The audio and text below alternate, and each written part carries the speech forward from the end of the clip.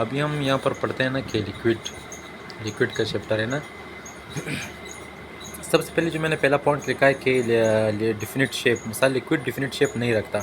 अभी आगे मैंने इसका रीज़न भी लिखा है कि क्यों नहीं रखता लिक्विड डिफिनिट शेप, इस वजह से नहीं रखता क्योंकि उसके जो मॉलिक्यूल्स होते हैं ना वो हमेशा एक दूसरे के ऊपर स्लाइड करते हैं। सेकेंड पॉइंट में मैंने लिखा है कि जो लिक्विड की जो मॉलिक्यूल्स है ना वो कांस्टेंट स्टेट ऑफ मोशन में होते हैं। मिसाल वो हमेशा क्या होते हैं, एक मखसूस स्टेट होती है मोशन में। मिसाल वो मोशन में होता है, इसी मोशन की वजह से इसके दो प्रॉपर्टीज़, एक होता है इवोपरेशन, एक होता है डिफ्यूजन। अगर आपको कंफ्यूज आ गया कि इवोपरेशन और डिफ्यूजन लिक्विड का क्यों है तो आपने कहना होगा कि due to constant state of motion. तीसरे पॉइंट मैंने लिखा है कि डिफ्यूजन जो है ना, लिक्विड का डिफ्यूजन कम है। लिक्विड का डिफ्यूजन इस वजह से कम है क्योंकि इसकी जो मॉलिक्यूल्स की जो काइनेटिक एनर्जी वो रिस्ट्रिक्टेड है।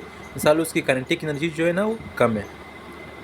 इसकी काइनेटिक एनर्जी कम होने की वजह से लिक्विड का जो डिफ्यूजन है ना वो भी कम है।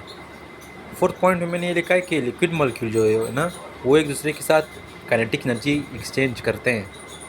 अभी जो लिक्विड की जो मॉलिक्यूल्स है वो जब एक दूसरे के साथ लगते हैं उसे हम नाम देते हैं कोलिजन। अभी ये कोलिजन कौन सा होगा, ये इन इलास्टिक कोलिजन होगा। इन इलास्टिक कोलिजन में एनर्जी मिसाल ट्रांसफ़र होती है। उसके बाद इसके नीचे पॉइंट मैंने लिखा है कि लिक्विड की जो काइनेटिक एनर्जी है वो कम है एज़ कम्पेयर टू सॉलिड। उसके बाद मैंने लिखा है कि अगर आप 1 से 2 atm प्रेशर ज़्यादा करते हैं तो वाटर का जो वॉल्यूम होगा ना उसके अंदर 0.0045% डिक्रीज़ आएगा। लेकिन अगर हम यही प्रेशर 1 से 2 atm कर दें गैस पर तो गैस का वॉल्यूम 50% डिक्रीज़ हो जाएगा। उसके बाद मैंने लिखा है कि मॉलिक्यूल्स की जो मोशन होती है ना लिक्विड में वो कम होती है। लिक्विड के अंदर मॉलिक्यूल्स की मोशन कम होती है, इसका मतलब ये है कि इसके अंदर इंटरमॉलिक्यूलर फोर्सेस ज़्यादा हैं। जब इंटरमॉलिक्यूलर फोर्सेस ज़्यादा हैं इसका मतलब है काइनेटिक एनर्जी कम है। अगर काइनेटिक एनर्जी कम है तो इसका मतलब ये टेम्परेचर भी कम है।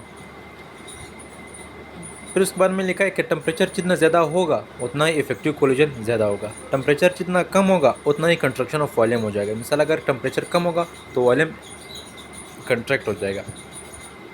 उसके नीचे में लिखी है कि due to intramolecular forces physical properties exist. ये बात आप हमेशा याद रखें कि इंटरमॉलिक्यूलर फोर्सेस, सॉरी इंट्रा नहीं इंटर, इंटरमॉलिक्यूलर फोर्सेस की वजह से फिजिकल प्रॉपर्टीज़ एग्जिस्ट करती हैं। फिजिकल प्रॉपर्टीज़ कौन सी हैं, जैसे कि boiling point, vapour pressure, surface tension, viscosity, heat of vaporisation. और इंट्रामॉलिक्यूलर फोर्सेस की वजह से केमिकल प्रॉपर्टीज़ एग्जिस्ट करते हैं। ये भी आपको याद होना चाहिए कि इंटरमॉलिक्यूलर फोर्सेस की वजह से फिजिकल प्रॉपर्टीज़ एग्जिस्ट करती है और इंट्रामॉलिक्यूलर फोर्सेस की वजह से केमिकल प्रॉपर्टीज़ एग्जिस्ट करती है। उसके बाद सेकंड पेज पर आते हैं